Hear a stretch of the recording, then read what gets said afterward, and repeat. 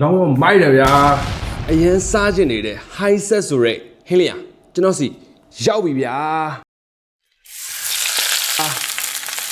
ဒီ high set ဆိုတဲ့ဟင်းလျာလေးကအသားမပေါငပိငချောင်းငမြရေမပါတဲ့အပြင်ဟာလာလဲ 100% ဖြစ်တာမို့လို့ဟိုဒီနေ့ဗျာကျွန်တော်ညာကြီးမိုးချုပ်ဘိုက်ကတော်တော်စာနေရယ်ဆိုတော့ဒီဟင်းဘူးလေးလည်းရောက်လာတာပဲဆိုပြီးတော့ကျွန်တော်ဘယ်သူမှလည်းမသိလိုက်ဘူးဗျာကျွန်တော်အေးအေးဆေးထမင်းစားလိုက်ထမင်းတော်တော်မိန်တာဗျာတကယ်ကျွန်တော်မစားဘူးလို့ပြောလို့ရတယ်ဗျာတိလားတကယ်တမ်းကြလို့ရှိရင်နောက်တစ်ခုကဒီမှာလည်းတိတ်ရောင်းလေးရောင်းထားမရှိတဲ့မီနူးတစ်ခုကဆိုတော့ဘလို့စားပြစ်လိုက်လဲဆိုတာ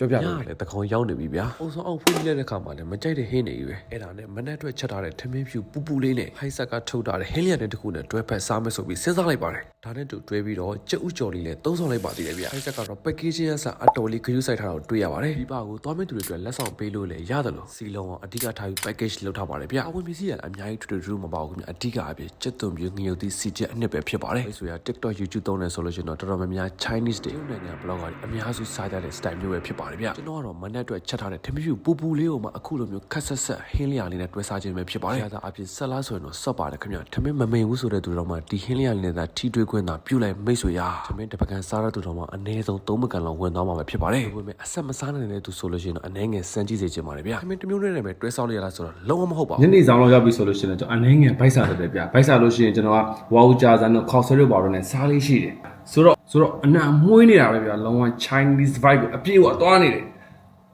ကဲစားကြပါဦးဗျာဘစ်မလာဟွာလာဘရကတ်လာ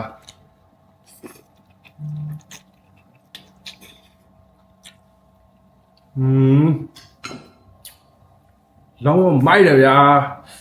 ထမင်းဖြူပူပူလေးတွေခေါ်ဆွေးလေးတွေနဲ့မှိုက်တယ်လို့ဝါဦးကြာစနေဖတ်ထုတ်တွေစံပြုတ်တွေဆက်လက်တွေနဲ့တွဲစားလို့ရပါတယ်ဗျာလို့ရှင်းမပြောခဲ့လို့မျိုးပါပဲငပိငချောက်ငမြိုင်လုံးဝမပါဘူး 100% ဟာလာဖြစ်တဲ့ပြင်ဟာလာနဲ့ပတ်သက်တဲ့ information တွေအားလုံးကိုဆိုင်ရာ professional ဆရာတွေစီမှာတွားကြောင်းလေ့လာတင်ယူခဲ့တဲ့ဆိုတဲ့အကြောင်းလည်းကြားသိရပါတယ်ဗျာရတာအပြပြောင်းမယ်ဆိုလို့ရှိရင်ခက်ဆက်ဆက်လေးဖြစ်တဲ့အနေငယ်ပေါ်တဲ့အခါမှာတော့ကျွန်တော်အပေါ်ကျတဲ့သူဆိုရင်တော့ပူစင်ပြေသွားတော့ပါဗျာဒါကြောင့်မို့လို့ high set ဆိုတဲ့ကျွတ်သွန်ပြငြိုတိစီချအမွှေးအနှံ့လေးရဆိုလို့ရှိရင်ကျွန်တော်ထမင်းစားမင်းစိန်ဖို့တပတ်တလန်းနဲ့ကူညီပြီးတော့မှာပဲဖြစ်ပါတယ်